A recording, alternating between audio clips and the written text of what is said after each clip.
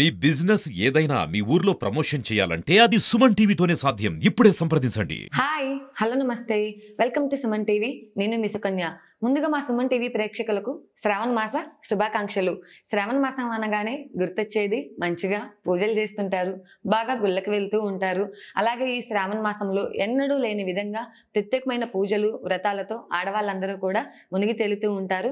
అందుకే మా ఆడవాళ్ళకి ఈ శ్రావణ మాసం అనేది చాలా ప్రత్యేకతతో కూడుకున్నది.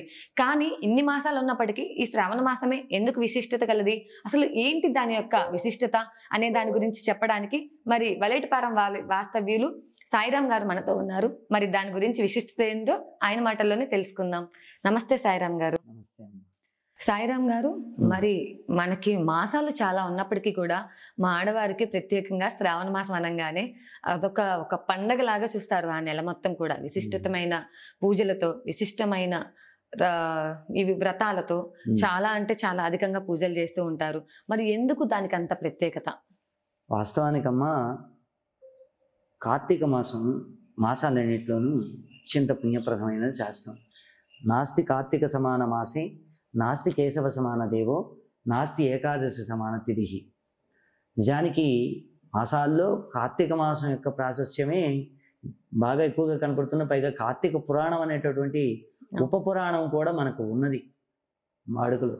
కానీ శ్రవణ మాసం ఎందుకయ్యా అంటే, శ్రవణ నక్షత్రం సాక్షాత్తు కలియుగ ప్రత్యక్ష దైవమైనటువంటి వెంకటేశ్వర స్వామి వారి యొక్క జన్మ నక్షత్రం. మరి చంద్రుడు అంటే పౌర్ణిమ అనేటటువంటిది శ్రవణ నక్షత్రంతో కూడి ఏర్పడడం వల్ల ఇది శ్రావణ మాసం అనే పేరు వచ్చింది. మనకు మాసము అంటే దాని ఆంగ్లంలో మంత్ అంటాం. మనహ అన్న చంద్రుడు అనే అర్థం. ఈ ఇంగ్లీష్ భాషలో ఉండేటటువంటి మంత్ అనే పదం కూడా సంస్కృత పదం నుంచి వచ్చినటువంటిది. ఆ విధంగా శ్రావణ మాసం కూడా శ్రవణ నక్షత్రంతో కూడి చంద్రుడికి పౌర్ణిమ ఏర్పడడం వల్ల శ్రావణ మాసం అనే పేరు వచ్చింది. దీని వైశిష్టత ఏమిటయ్యా అంటే, వర్ష ఋతువు ఇప్పుడు ప్రారంభమవుతుంది. వాస్తవంగా మాట్లాడుకుంటే ఆషాఢ మాసంలో కేవలం తొలకరి మాత్రమే ప్రారంభమవుతుంది, మనందరికీ తెలుసు. ఇప్పుడు మాత్రం కొంచెం ఊపందుకుంటాయి అన్నమాట వర్షాలు బాగా. సేద్యానికి మంచి అనువైనటువంటి కాలం ఉంది. అంతేకాకుండా ఇప్పుడు దాకా తొలి ఆషాఢం అనే పేరుతో నవవధువుని వరుణ్ణి మనం దూరంగా పెట్టడం చూస్తున్నాం.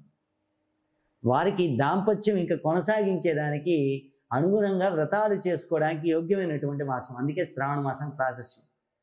ఇప్పుడు దాకా శూన్యమాసం కాబట్టి ఆషాఢ మాసంలో మనం వస్తువులు అలాగే కొన్ని వస్త్రాలను కొనడం కుదరదు.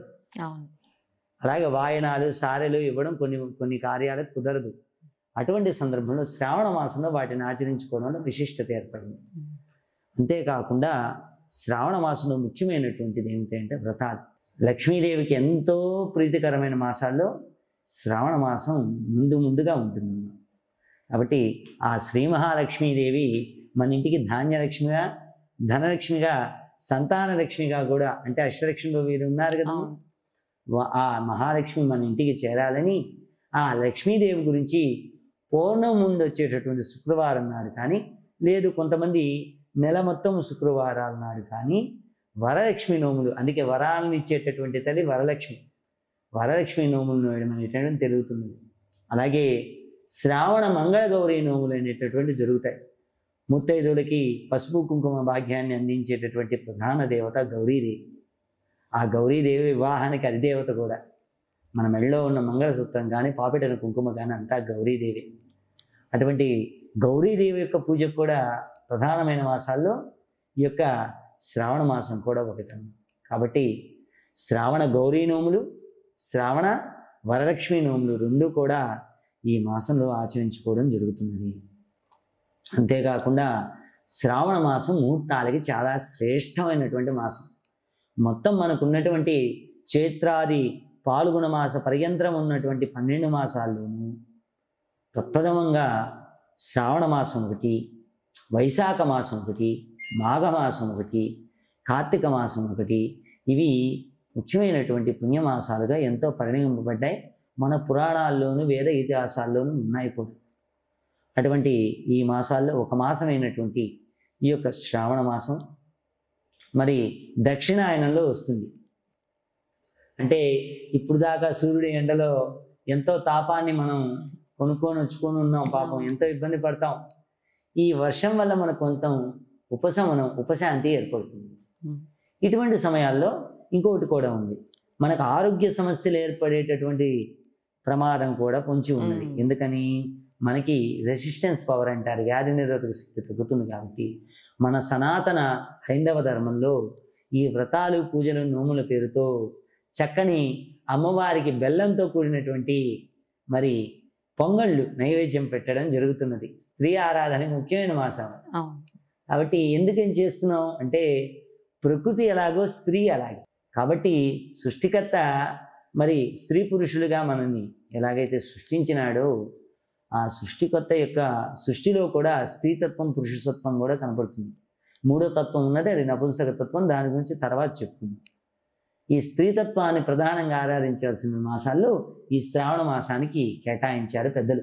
అంతేకాకుండా మనకి శ్రావణ మాసంలో పెళ్ళిళ్ళు, వ్రతాలు, నోములు, ఎన్నో శుభకార్యాలు, గృహప్రవేశాదులు, శంకుస్థాపనలు కూడా ఆచరించడం జరుగుతున్నది. మరి ఇటువంటి మధురమైనటువంటి గొప్ప మాసం కనుకనే శ్రావణ మాసం.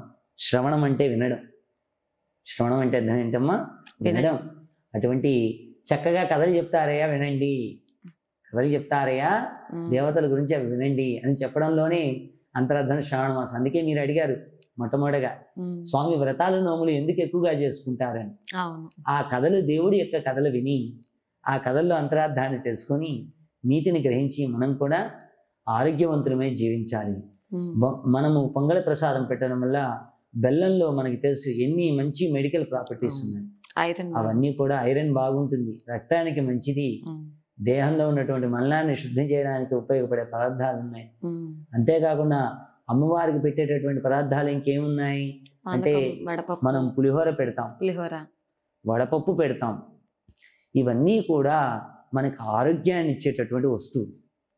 దీని తర్వాత వచ్చే మాసం ఏమిటి? భాద్రపద మాసం. కాబట్టి భద్రమితి పద భాద్రపద.